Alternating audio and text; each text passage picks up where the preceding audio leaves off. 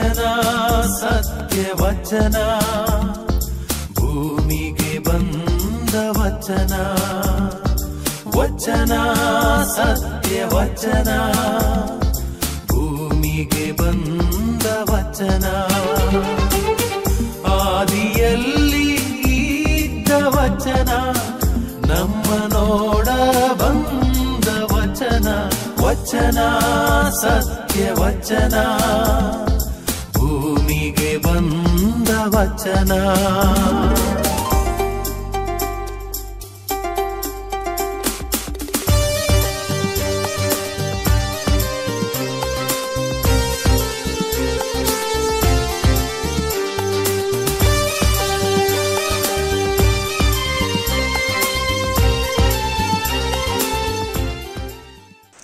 ಪ್ರಿಯರೇ, ವಚನಾಮೃತ ಕಾರ್ಯಕ್ರಮಕ್ಕೆ ನಿಮ್ಮೆಲ್ಲರನ್ನು ಸ್ವಾಗತಿಸುತ್ತೇನೆ.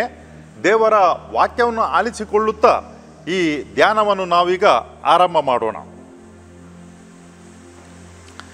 ಜಾಣನು ತನ್ನ ಜ್ಞಾನವನ್ನು ಮುಚ್ಚಿಡುವನು, ಮೂಢನು ತನ್ನ ಮೂರ್ಖತನವನ್ನು ಪ್ರಕಟಿಸುವನು. ಅದೇ ಪ್ರಕಾರ 13ನೇ ಅಧ್ಯಾಯ 16ನೇ ವಾಕ್ಯ ಹೀಗೆ ಹೇಳ್ತದೆ, ಜಾಣನು ತಿಳುವಳಿಕೆಯಿಂದ ವರ್ತಿಸುತ್ತಾನೆ, ಮೂಢನು ಮೂರ್ಖತನವನ್ನು ತೋರ್ಪಡಿಸುತ್ತಾನೆ. ದೇವರ ವಾಕ್ಯವಿದು. ದೇವರೇ ನಿಮಗೆ ಕೃತಜ್ಞತೆ ಸಲ್ಲಲಿ.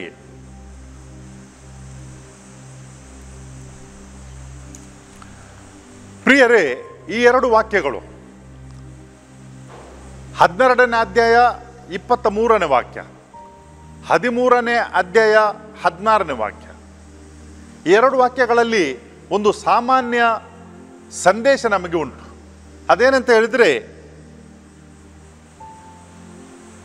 ಜಾಣ ವ್ಯಕ್ತಿ ಯಾವ ರೀತಿ ಆತನು ತನ್ನ ಜಾಣತನವನ್ನು ಬುದ್ಧಿವಂತಿಕೆಯನ್ನು ಪ್ರದರ್ಶಿಸುತ್ತಾನೆ, ತೋರ್ಪಡಿಸುತ್ತಾನೆ, ಅದೇ ಪ್ರಕಾರ ಮೂರ್ಖನು ಏನನ್ನು ತೋರ್ಪಡಿಸುತ್ತಾನೆ ಎಂಬುದರ ಬಗ್ಗೆ. ಯಾರು ತಕ್ಷಣಕ್ಕೆ ತಟ್ಟ ಅಂತ ಹೇಳಿಕೊಂಡು ಉತ್ತರ ನೀಡುತ್ತಾರೋ, ಕೆಲವು ಬಾರಿ ಈ ಸ್ಪರ್ಧಾತ್ಮಕ ಪರೀಕ್ಷೆಯಲ್ಲಿ ಏನು ಮಾಡ್ತಾರೆ ಅಂತ ಹೇಳಿದರೆ ಇಂಥ ಒಂದು ವಿಧಾನವನ್ನು ಬಳಸ್ತಾರೆ. ಸಮಯದೊಂದು ಮಿತಿಯನ್ನು ನೀಡ್ತಾರೆ, ಅಷ್ಟರ ಒಳಗೆ ಉತ್ತರವನ್ನು ನೀಡಬೇಕು. ಯಾರು ಚುರುಕು ಇರ್ತಾರೆ ಅವರು ಈ ರೀತಿಯಲ್ಲಿ ಉತ್ತರವನ್ನು ನೀಡ್ತಾರೆ, ಅಂಕಗಳನ್ನು ಗಳಿಸ್ತಾರೆ. ಆದರೆ ಇನ್ನೊಂದು ರೀತಿಯ ವಿಧಾನದ ಪರೀಕ್ಷೆ ಮಾಡುವಂಥ ರೀತಿ ಇರ್ತದೆ. ಅದೇನಂತ ಹೇಳಿದರೆ, ತಕ್ಷಣಕ್ಕೆ ಹೇಳಬೇಕಾಗಿಲ್ಲ, ಆದರೆ ಹೇಳಿದ್ದನ್ನು ಸರಿಯಾಗಿ ಹೇಳಬೇಕು. ಅನೇಕ ಬಾರಿ ಏನು ಮಾಡ್ತೇವೆ ಅಂತ ಹೇಳಿದರೆ, ನಾವು ವಿವೇಚನ ಉಪಯೋಗ ಮಾಡಲಿಕ್ಕೆ ಹೋಗೋದಿಲ್ಲ, ತಕ್ಷಣಕ್ಕೆ ತಟ್ಟಂತ ಹೇಳಿಬಿಡ್ತೇವೆ. ಅದು ಹೇಳಿ ಹೋದ್ದನ್ನು ಮತ್ತೆ ಅದನ್ನು ವಾಪಸ್ ತೆಗೆಯಲಿಕ್ಕೆ ಆಗಲ್ಲ. ಬುದ್ಧಿವಂತರು ಏನು ಮಾಡ್ತಾರೆ ಅಂತ ಹೇಳಿದರೆ, ಅವರು ಸ್ವಲ್ಪ ಸಮಯವನ್ನು ತಗೊಳ್ತಾರೆ. ಇರಬಹುದು ಇತರರಲ್ಲಿ ಅವರು ಅದರ ಬಗ್ಗೆ ಕೇಳ್ತಾರೆ, ತಿಳ್ಕೊಳ್ತಾರೆ, ಅಥವಾ ತಮ್ಮ ಅನುಭವದಿಂದ ತಾನು ಏನು ಹೇಳಲಿಕ್ಕೆ ಹೋಗ್ತೇನೆ ಅದು ಸರಿಯೋ ತಪ್ಪಂತ ಅವರು ವಿವೇಚನೆ ಮಾಡಿ ನೋಡಿಕೊಳ್ತಾರೆ.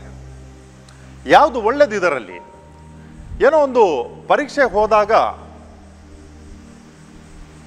ಸಮಯ ಪ್ರಜ್ಞೆ, ಸಾಮಾನ್ಯ ಜ್ಞಾನ ಎಷ್ಟು ಉಂಟಂತ ತಿಳ್ಕೊಳ್ಳೋದಕ್ಕೆ ಅದನ್ನು ಉಪಯೋಗ ಮಾಡ್ಬೋದು, ಕೆಟ್ಟದೇನಲ್ಲ. ಆದರೆ ಯಾರು ಈ ಒಂದು ಬುದ್ಧಿವಂತಿಕೆಯನ್ನು ಜಾಣ್ಮೆಯನ್ನು ಉಪಯೋಗ ಮಾಡಿ ಉತ್ತರ ನೀಡ್ತಾರೆ, ನಿಧಾನಕ್ಕೆ ಹೇಳಬಹುದು, ತೊಂದರೆ ಇಲ್ಲ. ಆದರೆ ಸಾಮಾನ್ಯವಾಗಿ ಅವರು ಸರಿಯಾದುದನ್ನೇ ಮಾಡ್ತಾರೆ. ಯಾಕಂತ ಹೇಳಿದರೆ ಅವರು ಸಮಯವನ್ನು ತಗೊಳ್ತಾರೆ. ತಾನು ಹೇಳುವುದಕ್ಕಿಂತ ಮುಂಚೆ ತಾನು ಏನು ಹೇಳಲಿಕ್ಕೆ ಹೋಗ್ತೇನೆ ಅದು ಸರಿಯೋ ತಪ್ಪೋ, ತಾನು ಹೇಳಿದ್ದರಿಂದ ಇನ್ನೊಬ್ಬರಿಗೆ ಅದು ತಪ್ಪು ದಾರಿಗೆ ಕೊಂಡೋಗಬಾರ್ದು ಎಂಬ ಒಂದು ಸಾಮಾನ್ಯ ಪ್ರಜ್ಞೆ ಅವರಲ್ಲಿ ಇರ್ತದೆ. ಬುದ್ಧಿವಂತರು ಹಾಗೂ ಅನುಭವವುಳ್ಳವರು ಏನು ಹೇಳ್ತಾರೆ ಅಂತ ಹೇಳಿದ್ರೆ, ಯಾರು ಗೆಲ್ಲುತ್ತಾರೆ ಅಂತ ಹೇಳಿದ್ರೆ ತಮ್ಮ ಸಿಟ್ಟನ್ನು ತಕ್ಷಣಕ್ಕೆ ಯಾರು ತೋರ್ಪಡಿಸುತ್ತಾರೆ, ಏನಾದರೂ ಒಂದು ಹೇಳಿದ ತಕ್ಷಣ ಅದಕ್ಕೆ ಪ್ರತಿಕ್ರಿಯೆ ನೀಡ್ತಾರೆ, ತಪ್ಪಿ ಬೀಳುವುದರಲ್ಲಿ ಸಂಭವ ಜಾಸ್ತಿ ಇರ್ತದೆ. ಆದರೆ ಯಾರು ತಮಗೆ ಬಂದ ಸಿಟ್ಟನ್ನು ಅವರು ತಾಳ್ಕೊಳ್ಳಿಕ್ಕೆ ಸಾಧ್ಯತೆ ಉಂಟು, ಅಂಥವರು ಆ ಸಿಟ್ಟಿನ ಮೇಲೆ ಹತೋಟಿಯನ್ನು ಪಡ್ಕೊಳ್ಳಿಕ್ಕೆ ಶಕ್ತರಾಗಿರ್ತಾರೆ. ಭಾವನೆಗಳು ಬರ್ತವೆ, ಭಾವನೆಗಳು ಇರುತ್ತವೆ, ಆದರೆ ಅದರ ಮೇಲೆ ಹತೋಟಿಗೆ ಇಡಲಿಕ್ಕೆ ಸಾಧ್ಯವಿದ್ದರೆ ತುಂಬ ಉತ್ತಮ. ಅದಕ್ಕಾಗಿ ನಾವು ನೋಡ್ತೇವೆ, ಯಾರು ತಪಸ್ಸು ಮಾಡುತ್ತಿದ್ದರು, ತಪಸ್ಸು ಅಂದರೆ ಏನು ಪ್ರಿಯರೇ? ನಾವು ಒಂದು ಜಾಗದಲ್ಲಿ ಇದ್ದುಕೊಂಡು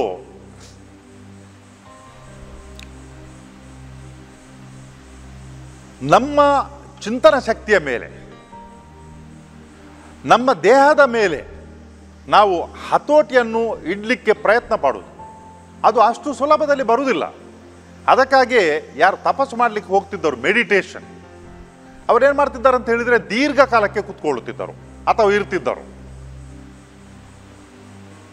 ಅಲ್ಲಿ ಇದ್ದುಕೊಂಡು ಅವರು ಉಸಿರಾಡುವಂಥ ಗಾಳಿ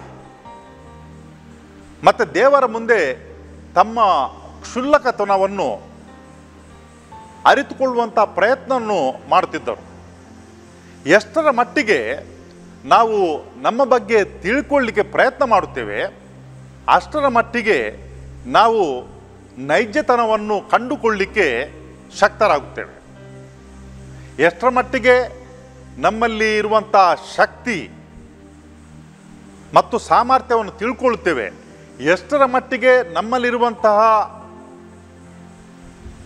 ಆ ಕ್ಷುಲ್ಲಕತನ ಅಥವಾ ಊನ ಇರಬಹುದು, ಅದನ್ನು ತಿಳ್ಕೊಳ್ತೇವೆ, ಅಷ್ಟರ ಮಟ್ಟಿಗೆ ನಾವೊಂದು ರೀತಿಯ ಬ್ಯಾಲೆನ್ಸ್ ಅದನ್ನು ಪಡ್ಕೊಳ್ಳಿಕ್ಕೆ ನಾವು ಶಕ್ತರಾಗ್ತೇವೆ. ನಮ್ಮ ಬಗ್ಗೆ ನಮಗೆ ತಿಳ್ಕೊಂಡಿದ್ರೆ ಯಾವ ಸಮಯದಲ್ಲಿ ನಾವು ಹೇಗೆ ವರ್ತಿಸಬೇಕಂತ ನಮಗೆ ತಿಳ್ಕೊಳ್ತೇವೆ, ನಮಗೆ ತಿಳ್ಕೊಳ್ಳಿಕ್ಕೆ ಸಾಧ್ಯ ಆಗ್ತದೆ. ಅದಿಲ್ಲದಿದ್ದರೆ ಇನ್ಸ್ಟಿಂಕ್ಟ್ ಪ್ರಾಣಿಗಳಲ್ಲಿ ಇರ್ತಾರೆ. ಪ್ರಾಣಿಗಳಲ್ಲಿ ಅದು ಇರ್ತದೆ ಅಂತ ಹೇಳಿದರೆ ಪ್ರಾಣಿಗಳಿಗೆ ಈ ಯೋಚನೆ ಮಾಡುವಂಥ ಶಕ್ತಿ ಇಲ್ಲ. ತಮ್ಮನ್ನೇ ತಾವು ಕಾಪಾಡಿಕೊಳ್ಳೋಸ್ಕರ ಅವೇನು ಮಾಡ್ತೇವೆ ಅಂತ ಹೇಳಿದ್ರೆ ಇನ್ಸ್ಟಿಂಕ್ಟ್, ಅವುಗಳಿಗೆ ಈ ಯೋಚನೆ ಮಾಡುವ ಶಕ್ತಿ ಇಲ್ಲ, ಆದರೆ ಕಾಪಾಡೋದಕ್ಕೋಸ್ಕರ ಅದನ್ನು ಉಪಯೋಗ ಮಾಡ್ತೇವೆ, ತಕ್ಷಣದ ಪ್ರತಿಕ್ರಿಯೆ. ಮನುಷ್ಯನೂ ಆಗಲ್ಲ, ಮನುಷ್ಯನಿಗೆ ದೇವರು ಯೋಚನೆ ಮಾಡುವಂಥ ಬುದ್ಧಿಶಕ್ತಿಯನ್ನು ಕೊಟ್ಟಿದ್ದಾರೆ. ಅದಕ್ಕಾಗಿ ತನ್ನ ಧನಾತ್ಮಕ ಶಕ್ತಿಗಳು ಎಷ್ಟು, ತನ್ನಲ್ಲಿರುವಂಥ ಋಣಾತ್ಮಕ ನ್ಯೂನತೆಗಳು ಏನು ಎಂಬುದನ್ನು ಅರಿತುಕೊಂಡ್ರೆ ಆಗ ನಿಜವಾಗಿಯೂ ಅದು ತುಂಬ ಉಪಯೋಗಕ್ಕೆ ಬರ್ತದೆ, ತುಂಬ ಉಪಯೋಗ ಬರ್ತದೆ. ಜಾಣರು ಏನು ಮಾಡ್ತಾರೆ ಅಂತ ಹೇಳಿದರೆ, ಅವರು ಏನಾದರೂ ಇತರರು ಹೇಳಿದರೆ ತಾವು ಬಲಿಯಾಗುವುದಿಲ್ಲ, ಸಮಯವನ್ನು ತಗೊಳ್ತಾರೆ, ಸರಿಯಾದ ಸಮಯದಲ್ಲಿ ಸರಿಯಾದ ಉತ್ತರವನ್ನು ನೀಡ್ತಾರೆ. ಈ ಮೂರ್ಖರು ಏನು ಮಾಡ್ತಾರೆ ಅಂತ ಹೇಳಿದರೆ, ಯಾರಾದರೂ ಏನು ಹೇಳಿದರೆ ತಕ್ಷಣಕ್ಕೆ ಅವರು ಥಟ್ಟಂತ ಬಾಯಿಂದ ಉತ್ತರ ನೀಡ್ತಾರೆ. ಒಂದು ವ್ಯಕ್ತಿಯ ಪರಿಚಯ ಉಂಟು ನನಗೆ, ಏನಾದರೂ ಹೇಳಿದ ತಕ್ಷಣ ಹೇಳಿ ಮುಗಿಸ್ಲಿಕ್ಕಿಲ್ಲ, ಅಷ್ಟರೊಳಗೆ ಉತ್ತರ ನೀಡಿ ಆಯಿತು. ತಕ್ಷಣಕ್ಕೆ ಅಷ್ಟೇ ಸುಲಭದಲ್ಲಿ ಸಿಕ್ಕಿ ಕೂಡ ಹಾಕಿಕೊಳ್ತಾರೆ. ಯಾಕೆಂತ ಹೇಳಿದ್ರೆ ಯೋಚನೆ ಮಾಡದಂಥ ಉತ್ತರಗಳು ಅವು ಸರಿಯಾಗಬೇಕಂತ ಇಲ್ಲ. ಅದಕ್ಕೆ ತಕ್ಷಣಕ್ಕೆ ನೀಡುವಂಥ ಉತ್ತರಗಳು ನಂತರ ಅದನ್ನು ಹಿಂಪಡೆಯಬೇಕಾಗ್ತದೆ. ಜಾಣರು ಏನು ಮಾಡ್ತಾರೆ ಅಂತ ಹೇಳಿದರೆ, ಅವರು ಜ್ಞಾನವನ್ನು ತಾನು ಜ್ಞಾನಿ ಎಂಬುದನ್ನು ಹೊಗಳಿಕೊಳ್ಳಿಕ್ಕೆ ಹೇಳಿಕೊಳ್ಳಿಕ್ಕೆ ಹೋಗಲ್ಲ, ಉಪಯೋಗ ಮಾಡ್ತಾರೆ ಬೇಕಾದಾಗ. ಧರ್ಮಸಭೆಯಲ್ಲಿ ಓರ್ವ ಸಂತರಿದ್ದಾರೆ. ಅವರು ಪಾದ್ವನಗರದ ಸಂತ ಅಂತೋನಿಯವರು. ಅವರ ಪುಣ್ಯಕ್ಷೇತ್ರಗಳು ಹಲವಾರು ಇವೆ. ಅವರೊಂದು ಗುರುಮಠದಲ್ಲಿ ಒಳ್ಳೆಯದು ಮಾಡಿ ಕಲಿತವರು. ನಂತರ ಸಭೆಯನ್ನು ಬದಲಾಯಿಸಿಕೊಂಡರು. ಅವರಲ್ಲಿಂದು ಹುಮ್ಮಸ್ಸಿತ್ತು, ತಾನು ಪ್ರವಚನವನ್ನು ಮಾಡಬೇಕು, ಮತ್ತು ಯೇಸು ಸ್ವಾಮಿಗೋಸ್ಕರ ತನ್ನ ಬೇಕಾದರೆ ಜೀವವನ್ನು ಕೂಡ ಕೊಡಬೇಕು, ಬಲಿ ಕೊಡಬೇಕೆಂಬ ಒಂದು ಹುಮ್ಮಸ್ಸು ಅವರಲ್ಲಿತ್ತು. ಅದಕ್ಕಾಗಿ ಇನ್ನೊಂದು ಸಭೆಯನ್ನು ಸೇರಿದರು. ಆದರೆ ಮೊದಲನೇ ಸಭೆಯಲ್ಲಿದ್ದಾಗ ಅವರು ಈ ಜ್ಞಾನವನ್ನು ಪಡ್ಕೊಂಡಿದ್ದರು, ವ್ಯಾಸಂಗವನ್ನು ಮಾಡಿದ್ದರು. ಈ ಹೊಸ ಸಭೆಯಲ್ಲಿ ಹೋದಾಗ ಅಲ್ಲಿ ಕೆಲಸ ಮಾಡುವಂಥ ರೀತಿ ಬೇರೆದಿತ್ತು, ಸರಳ ಜೀವನ. ಅವರು ಜಾಸ್ತಿಯಾಗಿ ಈ ವ್ಯಾಸಂಗಕ್ಕೆ ಮತ್ತು ಚಿಂತನೆಗೆ ಜಾಸ್ತಿ ಒತ್ತು ಕೊಡ್ತಿರಲಿಲ್ಲ. ಬದಲಾಗಿ ಸರಳ ಜೀವನ, ಪ್ರಾರ್ಥನೆ, ಈ ಎರಡು ಅಂಶಗಳಿಗೆ ಜಾಸ್ತಿ ಅವರು ಒತ್ತು ನೀಡುತ್ತಿದ್ದರು. ಒಂದು ಸಲ ಹೀಗಾಯಿತು, ಒಂದು ಸಂಭ್ರಮ ಅಲ್ಲಿ ಏರ್ಪಡಿಸಲಾಗಿತ್ತು. ಅಲ್ಲಿ ಮಾತನಾಡಲಿಕ್ಕೆ ಆ ಸಭೆಯವರು ಯಾರು ಕೂಡ ತಯಾರಿದ್ದಿಲ್ಲ. ಅಂಥ ಸಂದರ್ಭದಲ್ಲಿ ಏನು ಮಾಡ್ತಾರೆ ಅಂತ ಹೇಳಿದರೆ, ಯಾರನ್ನಾದರೂ ಕೂಡ ಒಬ್ಬರನ್ನು ಕರೆತರ್ತಾರೆ ಅಥವಾ ಯಾರ ಹೆಗಲ ಮೇಲೆ ಒಂದು ಜವಾಬ್ದಾರಿಯನ್ನು ಹೊರೆಯುತ್ತಾರೆ. ನಮಗೆಲ್ಲರಿಗೂ ಕೂಡ ಆಗಲ್ಲ, ಅದಕ್ಕೆ ಯಾರಾದರೂ ಒಬ್ಬರು ಕುರಿ ಮಾಡ್ತಾರೆ ಅವರು. ಹೀಗೆ ಆ ಸಮಯದಲ್ಲಿ ಈ ಅಂತೋನಿಯವರು ಏನು ಮಾಡ್ತಿದ್ದಾರೆ ಅಂತ ಹೇಳಿದರೆ, ಅವರ ಬಗ್ಗೆ ಜಾಸ್ತಿ ತಿಳಿದಿರಲಿಲ್ಲ. ಅದಕ್ಕಾಗಿ ಒಂದು ಸಾಮಾನ್ಯ ಕೆಲಸವನ್ನು ಕೊಟ್ಟಿದ್ದರು, ಪಾತ್ರೆ ತೊಳೆಯುವಂಥ ಕೆಲಸ ಅಡುಗೆ ಕೋಣೆಯಲ್ಲಿ, ಮತ್ತು ಅಲ್ಲಿರುವಂಥ ಶುಚಿ ಮಾಡುವಂಥ ಕೆಲಸ, ಅದನ್ನೇ ನಿತ್ಯ ಮಾಡುತ್ತಿದ್ದರು. ಎಲ್ಲಿ ಕೂಡ ಯಾರ ಹತ್ರ ಕೂಡ ತನಗೇನು ಜ್ಞಾನ ತಿಳಿದುಂಟಂತ ಅವರು ಹೇಳಲಿಕ್ಕೆ ಹೋಗಲಿಲ್ಲ. ಅವರನ್ನು ಆಯ್ಕೆ ಮಾಡಿದರು. ಅವರು ಬಂದು ಮಾತನಾಡಲಿಕ್ಕೆ ಆರಂಭ ಮಾಡಿದರು. ಅವರು ಮಾತನಾಡುವಂಥ ರೀತಿ, ದೇವರ ವಾಕ್ಯವನ್ನು ವಿವರಿಸಿ ಹೇಳುವಂಥ ರೀತಿಯನ್ನು ನೋಡಿ ಎಲ್ಲರೂ ಕೂಡ ದಿಗ್ಭ್ರಮೆಗೊಂಡರು. ಯಾಕಂತ ಹೇಳಿದ್ರೆ, ಇಷ್ಟೊಂದು ಸಾಮಾನ್ಯ ಕೆಲಸ ಮಾಡುವಂಥ ವ್ಯಕ್ತಿ, ಅಡುಗೆ ಕೋಣೆಯಲ್ಲಿ ಪಾತ್ರೆಗಳನ್ನು ಶುಚಿ ಮಾಡುವಂಥ ವ್ಯಕ್ತಿ, ಇವರಿಗೆ ಇಷ್ಟು ಜ್ಞಾನ ಉಂಟು? ದೇವರ ವಾಕ್ಯವನ್ನು ನಿರರ್ಗಳವಾಗಿ ಅವರು ಪ್ರಕಟಿಸ್ತಾ ಇದ್ದಾರೆ ಅಂತ ಎಲ್ಲರಿಗೂ ಕೂಡ ಒಂದು ರೀತಿಯ ಆಶ್ಚರ್ಯ ಆಯಿತು. ಅವರು ಯಾರತ್ರ ಕೂಡ ಹೇಳಲಿಕ್ಕೆ ಹೋಗಿರಲಿಲ್ಲ, ನನಗೆ ದೇವರ ವಾಕ್ಯ ತಿಳಿದುಂಟು, ಪ್ರವಚನ ಮಾಡ್ತಾನೆ ಅಂತ ಹೇಳಿಕೊಂಡು. ಅಷ್ಟರ ತನಕ ಅವರು ಅದನ್ನು ತನ್ನಲ್ಲಿ ಇಟ್ಟುಕೊಂಡಿದ್ದರು. ಯಾವಾಗ ಬಾಯಿ ತೆರೆದರೋ ಎಲ್ಲರಿಗೆ ಕೂಡ ತಿಳಿಯಿತು ಏನಂತ ಹೇಳಿದರೆ, ಇವರು ಎಷ್ಟು ಒಬ್ಬ ಜಾಣ ವ್ಯಕ್ತಿ ಅಂತ ಹೇಳಿಕೊಂಡು. ಅದೇ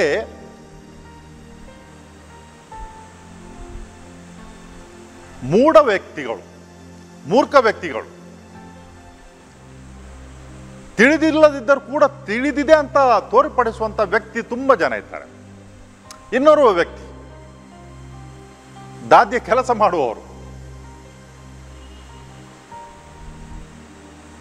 ಅಗತ್ಯ ಇಲ್ಲದನ್ನು ಕೂಡ ಹೇಳುವುದು. ತನಗೇನು ತಿಳಿದಿಲ್ಲವೋ ಆದರೂ ಕೂಡ ತಿಳಿದಂತೆ ತೋರ್ಪಡಿಸುವಂಥದ್ದು. ಅದು ಹಲವು ಬಾರಿ ಏನು ಮಾಡ್ತದಂತ ಹೇಳಿದರೆ ಮುಜುಗರಕ್ಕೆ ಒಳಪಡಿಸ್ತದೆ. ಯಾಕಂತ ಹೇಳಿದರೆ, ಈ ತೋರ್ಪಡಿಸುವಂಥ ಒಂದು ವೈಖರಿ ಅದೇನು ಮಾಡ್ತದಂತ ಹೇಳಿದರೆ, ಕೊನೆಗೆ ಎಲ್ಲಿ ಕೊಂಡು ಹೋಗಿ ತಲುಪಿಸ್ತದಂತ ಹೇಳಿದರೆ ಮೂರ್ಖತನಕ್ಕೆ ತೋರ್ಪಡಿಸುವಂಥದ್ದು. ಏನು ತಾನಾಗಿದ್ದೇನೆ ಅದನ್ನು ಜನರ ಮುಂದೆ ತೋರ್ಪಡಿಸುವುದರಲ್ಲಿ ಏನು ಕೂಡ ತಪ್ಪಿಲ್ಲ. ಏನಲ್ಲವೋ ಅದು ತಾನಾಗಿದ್ದೇನೆ ಎಂಬುದನ್ನು ತೋರ್ಪಡಿಸುವುದರಲ್ಲಿ ನಿಜಕ್ಕೂ ಸ್ವಲ್ಪ ಕಷ್ಟ ಉಂಟು. ಕೆಲವರು ಏನು ಮಾಡ್ತಾರೆ ಅಂತ ಹೇಳಿದರೆ, ತಾನು ಸುಂದರ ಕಾಣಬೇಕಂತ ಹೇಳಿಕೊಂಡು ಮೇಕ್ ಅಪ್, ತಾನೇನು ಅಲ್ಲವೋ ಅದನ್ನು ಹಚ್ಚಿಕೊಂಡು ತೋರಿಸ್ತಾರೆ. ಎಷ್ಟು ತನಕ ಅದನ್ನು ಇಡಲಿಕ್ಕೆ ಸಾಧ್ಯ? ಸ್ವಲ್ಪ ಸಮಯ ಮಾತ್ರ. ಸಮಯ ಕಳೆದಂತೆ ನೈಜತನ ಬಂದೇ ಬರ್ತದೆ ಕಣ್ಣ ಮುಂದೆ. ಆಗ ತಿಳಿಯುತ್ತದೆ ಈ ನಿಜ ವ್ಯಕ್ತಿ ಯಾರಂತ ಹೇಳಿಕೊಂಡು. ಅದಕ್ಕಾಗಿ ನಾವು ಏನಾಗಿದ್ದೇವೋ ಅದನ್ನೇ ಇತರ ಮುಂದೆ ನಾವು ಆಗಲಿಕ್ಕೆ ಪ್ರಯತ್ನ ಪಟ್ಟರೆ ತುಂಬ ಒಳ್ಳೆಯದು. ಎಲ್ಲಿ ಏನಾನು ಕೂಡ ನಾವು ಅಡಗಿಸಿಡ್ಬೇಕಂತ ಇಲ್ಲ. ಯಾಕಂತ ಹೇಳಿದ್ರೆ ನಾವೇನಾಗಿದ್ದೇವೆ ಎಲ್ಲರಿಗೂ ಕೂಡ ತಿಳಿದಿರ್ತಾರೆ. ಅಂಥ ಒಂದು ವ್ಯಕ್ತಿತ್ವ ನಮ್ಮದಾಗಿದ್ದರೆ ನಾವು ನಿಜವಾಗಿಯೂ ಧನ್ಯರು ಮತ್ತು ಭಾಗ್ಯವಂತರು. ಕೊನೆಗೆ ನಾವು ಯಾರ ಮುಂದೆ ನಮ್ಮನ್ನು ಅಡಗಿಸಿಡ್ಬೋದು? ಜನರ ಮುಂದೆ, ಜನರ ಕಣ್ಣ ಮುಂದೆ. ದೇವರ ಮುಂದೆ ನಾವು ನಮ್ಮನ್ನೇ ಅಡಗಿಸಿಡ್ಲಿಕ್ಕೆ ಎಂದೂ ಕೂಡ ಸಾಧ್ಯ ಇಲ್ಲ. ನಾವೇನಾಗಿದ್ದೇವೆ ದೇವರಿಗೆ ತಿಳಿದುಂಟು. ನಾವು ಜಾಣರಾಗಿದ್ದೇವೆ ದೇವರಿಗೆ ತಿಳಿದುಂಟು. ನಾವು ಒಂದು ವೇಳೆ ಮೂರ್ಖರಾಗಿದ್ದರೆ ಅದು ಕೂಡ ದೇವರಿಗೆ ತಿಳಿದುಂಟು. ಮೂರ್ಖರಾಗಿದ್ದರೆ ನಾವು ಮೂರ್ಖರಂತ ಒಪ್ಪಿಕೊಳ್ಳುವುದು ಅದು ಶ್ರೇಷ್ಠದ. ಹಾಗೇನಾಗ್ತದೆ ಅಂತ ಹೇಳಿದರೆ ಈ ಫೇಲಿಯರ್ಸ್ ಅಂತ ಹೇಳಿದರೆ ಸೋಲುಗಳು ಅವೇನು ಮಾಡ್ತಾವೆ ಅಂತ ಹೇಳಿದ್ರೆ ತಿಳ್ಕೊಂಡಾಗ ನಮ್ಮನ್ನು ಒಂದೊಂದೇ ಹೆಜ್ಜೆ ಮೇಲಕ್ಕೆ ಹೋಗಲಿಕ್ಕೆ ಅವು ಅನುಕೂಲಕ್ಕೆ ಬರ್ತವೆ. ನಾವು ಮೂರ್ಖರಂತ ತಿಳಿಲಿಕ್ಕೆ ಪ್ರಯತ್ನ ಪಡದೆ ಇನ್ನೂ ಕೂಡ ನಾವು ಇನ್ನೊಬ್ಬರ ಮುಂದೆ ಜಾಣರಂತ ತೋರ್ಪಡಿಸಲಿಕ್ಕೆ ತಾನೇನಲ್ಲವೋ ಅದನ್ನು ನಾವು ಜನರ ಮುಂದೆ ತೋರ್ಪಡಿಸ್ಲಿಕ್ಕೆ ಹೋದರೆ ಅದರಲ್ಲಿ ಗಂಡಾಂತರ ಉಂಟಾಗ್ತದೆ. ಅದಕ್ಕಾಗಿ ನಾವು ಏನಾಗಿದ್ದೇವೆ ಅಂತ ತಿಳ್ಕೊಳ್ಳಿಕ್ಕೆ ಪ್ರಯತ್ನ ಪಟ್ಟರೆ ಒಂದು ಅಥವಾ ಇನ್ನೊಂದು ರೀತಿಯಲ್ಲಿ ನಮಗೆ ಅದು ಅನುಕೂಲ ಆಗ್ತದೆ. ದೇವರು ಕೂಡ ನಮ್ಮ ಸಹಾಯಕ್ಕೆ ಬರ್ತಾರೆ. ಸ್ವಲ್ಪ ಕಷ್ಟ ಹೌದು. ಯಾಕಂತ ಹೇಳಿದ್ರೆ ಎಲ್ಲರ ಹಾಗೆ ನಮಗೆ ಕೂಡ ಒಂದು ಆಸೆ ಇರ್ತದೆ, ಜಾಣರಂತ ತೋರ್ಪಡಿಸಲಿಕ್ಕೆ, ಶಕ್ತರಂತ ತೋರ್ಪಡಿಸಲಿಕ್ಕೆ. ಯಾರಿಗೆ ಬೇಕು ನಾವು ಮೂರ್ಖರಂತ ಇತರರು ನಮ್ಮನ್ನು ತಿಳ್ಕೊಳ್ಳೋದು? ಯಾರಿಗೆ ಕೂಡ ಬೇಡ. ಆದರೆ ನಿಜವಾದ ಜಾಣತನ ಏನಂತ ಹೇಳಿದರೆ ನಮಗೆ ಎಷ್ಟು ಜ್ಞಾನ ಉಂಟು, ನಾವು ಎಷ್ಟು ಓದಿದ್ದೇವೆ ಅದರಲ್ಲಿ ಅಲ್ಲ. ಜಾಣತನ ಯಾವುದರಲ್ಲಿ ಉಂಟಂತ ಹೇಳಿದರೆ ನಾವೇನಾಗಿದ್ದೇವೆ ಅದನ್ನು ತಿಳ್ಕೊಂಡು ಅದರಲ್ಲಿ ತೃಪ್ತಿ ಪಡುವುದು, ದೇವರಲ್ಲಿ ಪ್ರಾರ್ಥಿಸುವುದು, ಮತ್ತು ನಮ್ಮನ್ನು ನಡ್ಕೊಂಡು ಮುಂದಕ್ಕೆ ನಡೆಸು ದೇವರೇ ಅಂತ ಪ್ರಾರ್ಥಿಸುವುದು ನಿಜವಾದ ದೊಡ್ಡತನ, ಹಿರಿತನ, ಜಾಣತನ, ಶ್ರೇಷ್ಠತನ. ಅದು ನಮ್ಮೆಲ್ಲರಲ್ಲಿ ಕೂಡ ಇರಲಿ ಅಂತ ಈ ಸಮಯದಲ್ಲಿ ನಾವು ದೇವರಲ್ಲಿ ಪ್ರಾರ್ಥಿಸುವ. ಕರ್ತರಾದ ದೇವರೇ, ನಮ್ಮೆಲ್ಲರನ್ನು ಕೂಡ ಒಂದಲ್ಲ ಇನ್ನೊಂದು ರೀತಿಯಲ್ಲಿ ನೀವು ಸೃಷ್ಟಿಸಿದ್ದೀರಿ. ಕೆಲವರಿಗೆ ಜಾಸ್ತಿ ಶಕ್ತಿಯನ್ನು ನೀಡಿದಿರಿ, ಕೆಲವರು ಹುಟ್ಟುವಾಗಲೇ ಊನರಾಗಿದ್ದಾರೆ, ಕೆಲವರು ಬುದ್ಧಿವಂತರಾಗಿದ್ದಾರೆ. ಆದರೆ ನಿಮಗೆ ಅತಿ ಜಾಣತನದಿಂದ ಎಲ್ಲವೂ ಕೂಡ ತಿಳಿದುಂಟು. ನಾವು ಯಾವ ರೀತಿ ಇರಬೇಕು, ನಾವು ಯಾಕಾಗಿ ಹೀಗಿದ್ದೇವೆ ಅದೆಲ್ಲವೂ ಕೂಡ ನಮಗೆ ತಿಳಿದುಂಟು. ಹಲವು ಬಾರಿ ನಮ್ಮ ಜೀವನದಲ್ಲಿ ನಾವೇನಲ್ಲವೋ ಅದನ್ನು ತೋರ್ಪಡಿಸಲಿಕ್ಕೆ ಹೋಗ್ತೇವೆ, ಮತ್ತು ಅದೇ ನಮಗೆ ತೊಂದರೆಗೆ ಈಡು ಮಾಡ್ತದೆ. ಕರ್ತರಾದ ದೇವರೇ, ಇವತ್ತಿನ ದಿವಸ ಈ ಮಾತುಗಳನ್ನು ನೀವು ನಮಗೆ ನೀಡುತ್ತಿರುವಾಗ ನಾವು ನಿಮ್ಮಲ್ಲಿ ಕಳಕಳಿಂದ ಪ್ರಾರ್ಥಿಸುತ್ತೇವೆ. ನಾವೇನಾಗಿದ್ದೇವೆ ಅದನ್ನು ಒಪ್ಪಿಕೊಂಡು ಆ ರೀತಿ ಜೀವಿಸಲಿಕ್ಕೆ ಬೇಕಾದಂಥ ಶಕ್ತಿಯನ್ನು ಮತ್ತು ಆ ಜಾಣತನವನ್ನು ನಮಗೆ ನೀಡಿರಿ. ಈ ಕಾರ್ಯಕ್ರಮದಲ್ಲಿ ಯಾರೆಲ್ಲರೂ ಕೂಡ ಪಾಲ್ಗೊಳ್ತಾ ಇದ್ದಾರೋ ಅವರೆಲ್ಲರ ಮೇಲೆ ನಿಮ್ಮ ಆಶೀರ್ವಾದಗಳನ್ನು ಸುರಿಸಿರಿ. ನೆಮ್ಮದಿಯ ಮತ್ತು ಆರೋಗ್ಯದ ಆಶೀರ್ವಾದಗಳನ್ನು ನೀಡಿರಿ. ಸಂತೋಷದಿಂದ, ತೃಪ್ತಿಯಿಂದ, ನೆಮ್ಮದಿಯಿಂದ ಬಾಳಲಿಕ್ಕೆ ಬೇಕಾದಂಥ ಆಶೀರ್ವಾದಗಳನ್ನು ಈ ಕಾರ್ಯಕ್ರಮದಲ್ಲಿ ಪಾಲ್ಗೊಳ್ಳುತ್ತಿರುವಂಥ ಪ್ರತಿಯೊಬ್ಬರ ಮೇಲೆ ಸುರಿಸಿರೆಂದು ನಿಮ್ಮನ್ನು ಪ್ರಾರ್ಥಿಸುತ್ತೇವೆ. ನಿಮ್ಮ ಪುತ್ರ ಯೇಸು ಕ್ರಿಸ್ತರ ಮುಖಾಂತರ, ಆಮೆನ್.